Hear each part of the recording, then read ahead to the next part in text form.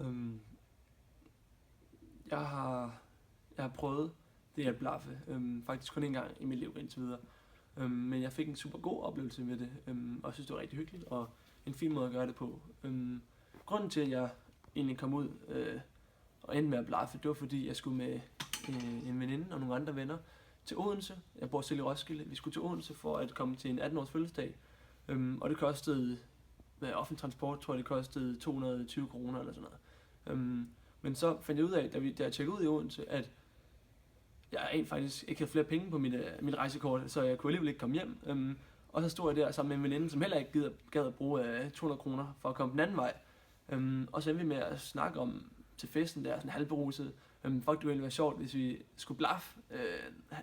vejen hjem. Og så om morgenen der,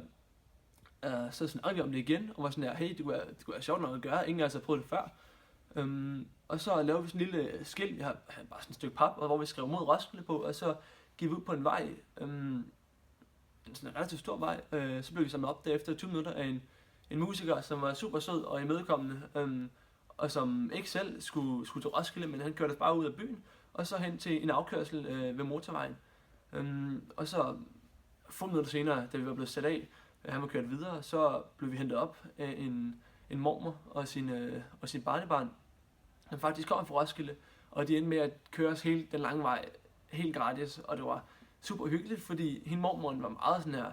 karismatisk, hun havde meget, meget stærke holdninger omkring forskellige ting, så vi sad og snakkede politik, helt vildt, meget min veninde var også politisk aktiv dengang, uden sådan her at komme på skins overhovedet, men bare sådan her sad og snakkede og diskuterede, og snakkede omkring forskellige kendte personer, og vi sad og snakkede omkring USA og dets valg, og alle mulige andre sjove, spændende ting omkring Roskilde som by og sådan noget, så det var super mærkeligt, men virkelig, virkelig spændende og sjovt, og jeg kunne sagtens forestille mig at gøre det igen.